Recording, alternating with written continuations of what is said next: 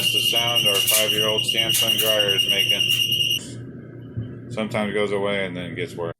So in the past, I have had coins get stuck in the seal around here. So first thing you want to do is definitely inspect around that seal, see if you see any shiny things on both sides here. So the one around the door area and then around the back.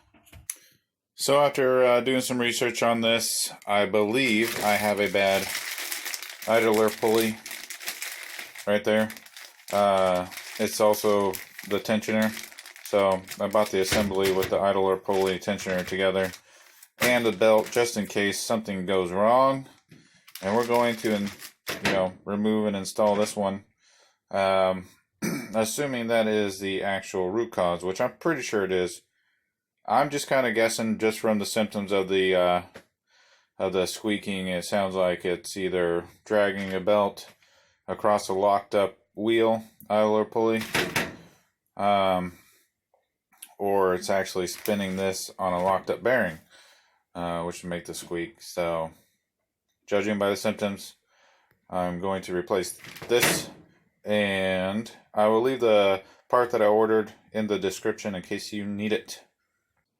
So safety first, make sure you unplug it from the wall, and then when you start to pull it out, you're going to have to disconnect the exhaust hose from the dryer, and it's going to have a clamp around it with a Phillips head screw that you have to loosen, or a nut driver that you have to put on it to loosen it.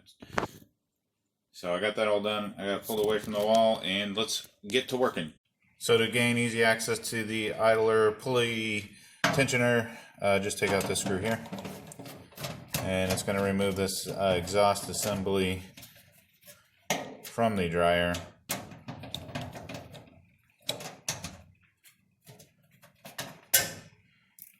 And it's going to be a long tube going down in there that's going to come out along with the you got these tabs that were just hooked in there, and just gotta lift up on them to get it out. Not too bad.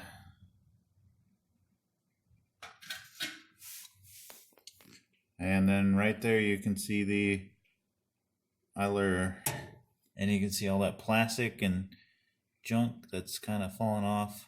So just some initial troubleshooting here. I spin the drum and it spins the motor, but the idler pulley is not spinning. So that is definitely bad. You see all that black stuff laying down there that's come off of the bearing probably.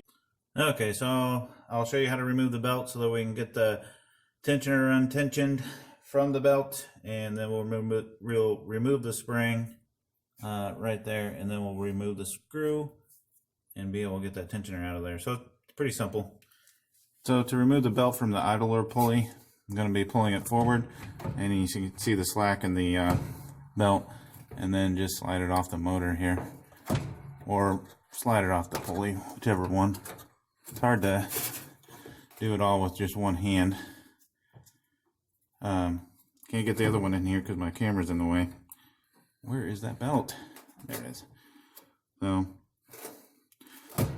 pushed it that way, unhooked it from the motor, and then put it back. And there's the spring. We'll have to take that off right there. And it's just hooked in, so just unhook it. And then the screw we're going to take out right here.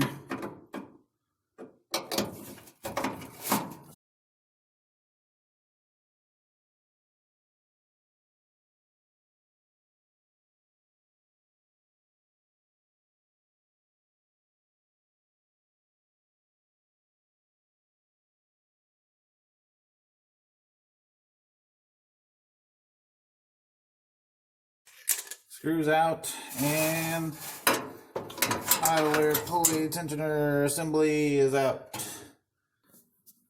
So all that black stuff that was down there was actually grease that had purged out of the this idler pulley bearing onto the bottom there. So I wiped it up as best I could. So here's the new idler pulley tensioner assembly, and it came with its own screw, which make sure you use the screw that it came with and not the one that was in there, because the one that was in there is different than the one that this one came with. I'm assuming this hole is different. They got some small differences that but anyway, they sent you with the screw, so let's go ahead and install it.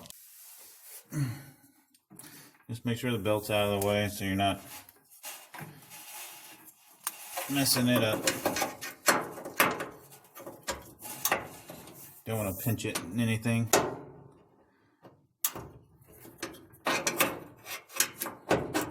Another thing you should be careful of is this. There's a limit switch just right here. The limit switch has a little arm on it, and it trips when it goes up too far. And that's what the arm on here triggers. Guess it lets you know if the belt broke, but you want to make sure you don't accidentally push down on that arm and bend it. You got to make sure that this thing is underneath the arm of the limit switch. So getting in here is going to be a little tricky with one hand. And well, it's a little tricky with two hands.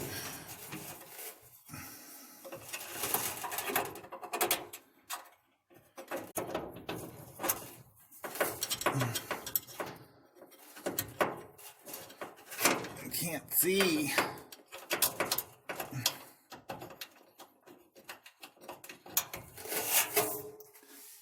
All right, so as you can see, I got the screw in there, and this arm is underneath the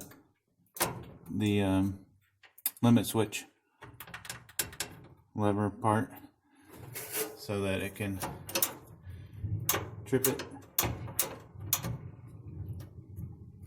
correctly. Let's get this screwed in. And then we'll have to make sure that the hole on this bar here goes onto the collar of the screw and doesn't just get pinched. There we go. It's on the collar of the screw now. Not sure if you can see that, but it's all the way it's all the way flush against the head. Just had to wheel around till it got the hold of the thing on the collar of the screw. I'm holding it up against the head of the screw while I screw it in. So it's not as simple as just screwing in the screw. You gotta make sure that it's riding on that collar, and then get that screw tight. Make sure you're not pinching the belt. Just to give you a little bit of another view here of what all happened. So there's that arm tripping this limit switch that you got to make sure you're not bending that limit switch lever, and then make sure that it's on the collar of the screw good and it's riding on it nice and loose. Let's get the spring on there. You can do it by hand, it's pretty easy. And then we're going to be pushing it up this way. So, word of warning and another safety tip. Put a cloth across this bottom lip here because I sliced my pinky pretty good on it. And let's finish. Let's get this belt on. We gotta get this part on the other side of the belt there. And then go ahead and make sure that the belt is inside the groove of this. And then we're going to be pulling this pulley up and bringing this top belt around it. So doing it one-handed isn't the ideal way, but that's the way we're going to have to do it. Because we don't have... I had to bring in hand number 2. Just be careful because you can really pinch yourself good in here. Alright. So I got it up, and then the top, or this right side of the belt around the pulley head, so that it's around it now. So I'll show you another angle so you can kind of see how it sits. Make sure that it's still within the groove of this motor, and then and still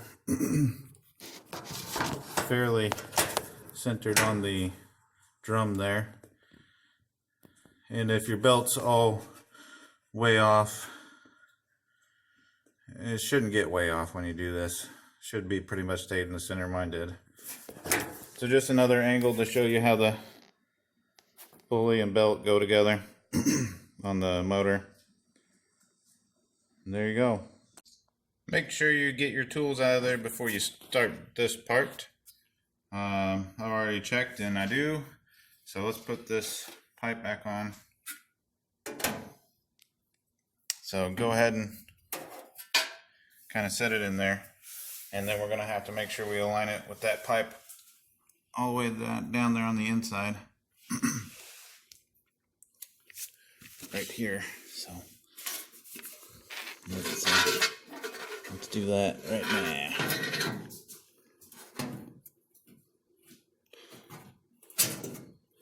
So get that cover aligned so it'll go in all the way, and then and just make sure that it's all right. And as you're putting it on, just make sure it goes around that pipe there at the end. Looks like I got it around it, and slide it on. And this part you just hook over the lip. There we go. And just make sure again that your pipe is around that one all the way down there at the end, and it is. Looks good. Put the screw on, and we're done, and we can hook everything back up.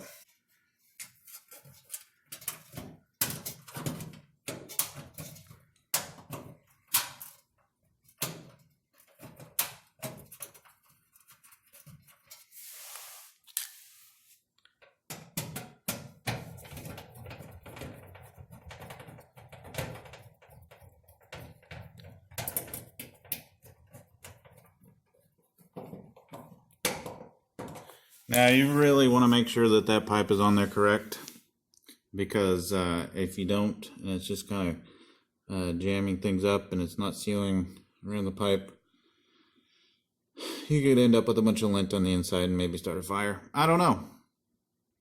So go ahead and hook your dryer back up and let's test it out. Alright, got it plugged back in. Got my exhaust pipe back on.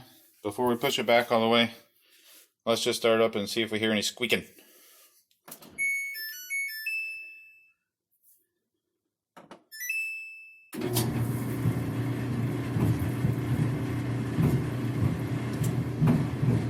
No squeaking, and it sounds like everything's spinning good.